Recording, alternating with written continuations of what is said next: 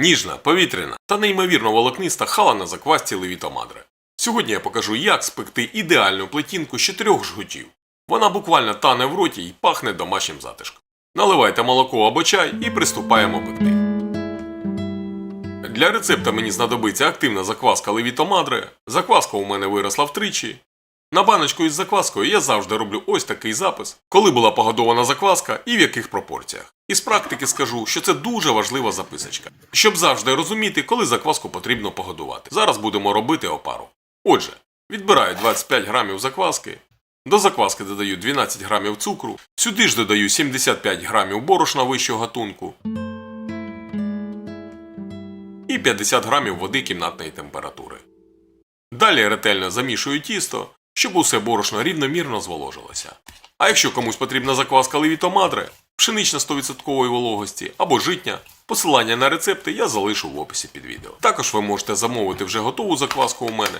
Посилання для замовлення теж буде в описі під відео. Накриваю тісто харчовою плівкою, щоб воно не підсохло, і залишаю на бродіння за кімнатної температури, а вона зараз на моїй кухні 27 градусів, на 7 годин. До збільшення втричі. Залишки закваски потрібно підготувати. А хто не знає, як це зробити, подивіться відео у мене на каналі. Посилання залишу теж в описі під відео. Далі для рецепта нам знадобляться борошно, цукор, молоко, сіль, вершкове масло, опара, яка вже добре підросла, та яйця.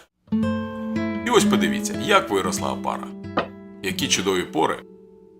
Перекладаю всю опару в миску, в якій буду замішувати тісто. Далі додаю 50 грамів холодного молока. Холодне молоко потрібне для того, щоб тісто не перегрівалося під час замішування. І закваска не почала бродити завчасно. Сюди ж додаємо 35 грамів цукру. Додаємо 2 куриних яйця, приблизно по 60 грамів. Знати вагу яєць – це важливо, тому що це напряму впливає на вологість тіста. Якщо у вас яйця в рецепті будуть більшими чи меншими, то й вологість буде вже іншою.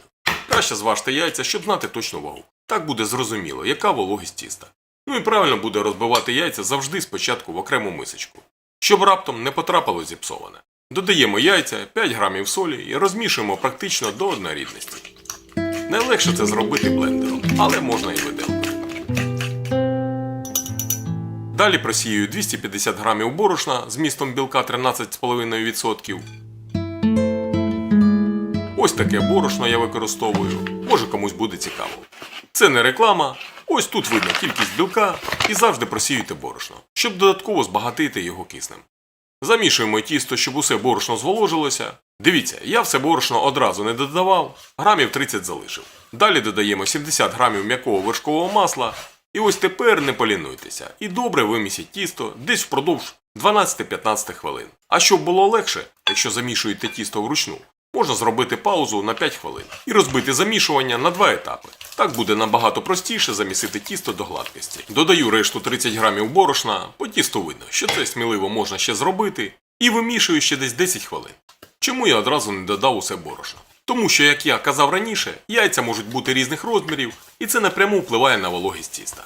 Одне діло, якщо ви знаєте точну вагу яєць, тоді вологість можна елементарно порахувати, і тісто у вас не попливе, або не буде забитим. А якщо не знаєте, то краще трохи борошна залишити, дивитися за консистенцією тіста і вже у процесі додавати його. Далі накриваю тісто і залишаю, як я вже й казав, відпочити на 5 хвилин. Минуло 5 хвилин, і далі домішуємо тісто ще хвилин 5, до гладкості.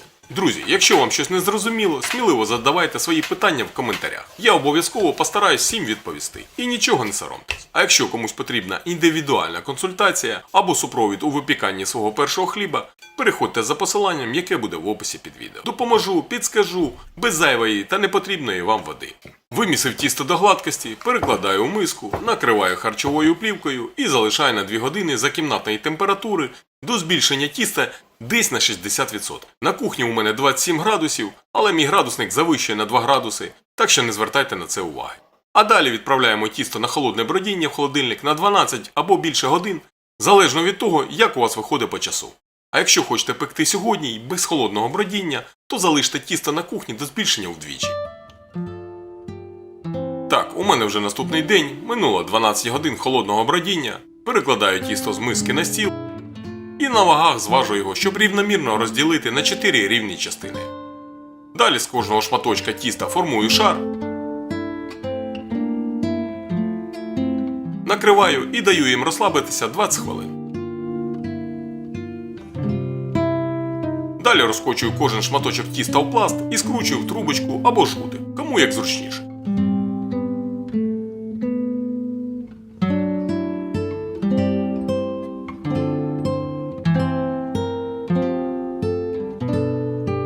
При розкочуванні розтягую тісто довжиною 40 см.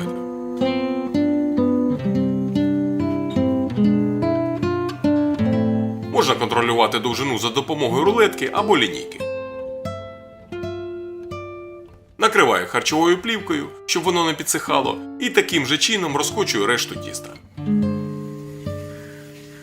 Перед тим, як плести косичку, ще раз прокатую жгутики, але вже на злегка присипаному борошном столі. Так буде набагато легше плести. Ще раз перевіряю довжину кожного жгутика. А далі починаємо плести косичку. Повторюйте за мною, як на відео. І не дивіться на те, що жгутики зараз не зовсім ідеальні. При вистоюванні все прийде в норму. Тому що тісто м'яке, і його скатати в ідеально щільний жгутик неможливо. Ну хіба що забити його борошном.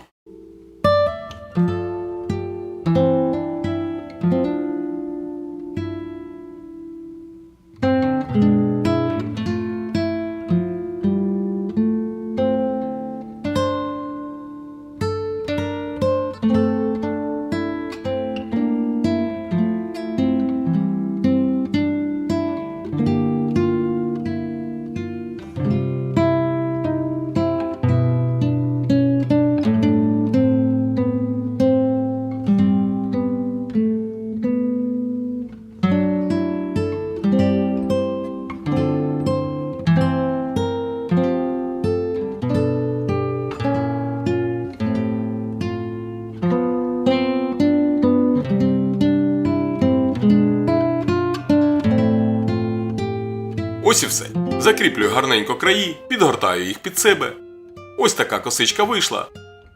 Те, що тут десь щось не зовсім рівно, чи якісь вм'ятинки, це не проблема. При вистоюванні все вирівняється. Так що не переживайте і сміливо беріться пекти цю чарівну та здорову випічку. Я більше ніж упевнений, що у вас все вдасться, а якщо щось не зрозуміло, задавайте свої питання в коментарях.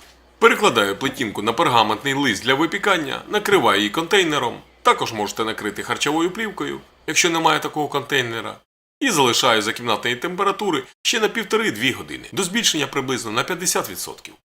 Далі один жовток змішуємо з 1 столовою ложкою молока і рясно змащуємо всю поверхню нашої хали. Посипаємо зверху кунжутом. Кунжут надасть випічці класичного горіхового аромату, приємного хрускоту і гарнішого вигляду. Відправляю халу в розігріту до 180 градусів духовку на 30-35 хвилин. Положення дека трохи нижче середнього. Режим нагріву вверх-низ. Дивіться, можна ще на самий низ поставити ємність із кип'ятком, щоб у духовці утворилася пара і випікати так перші 15 хвилин. А потім прибрати пару, так скоринка буде ще ніжнішою. Кажу вам це з власного досвіду, бо пробував готувати і так, і так. Дістав із духовки і виложив на решітку охолонути. Хала вийшла неймовірно запашна та безумно красива. Як вам результат? Напишіть у коментарях. Ну і давайте глянемо в розрізі. М'якуш однорідний, волокнистий, вона і не справді як хмаринка.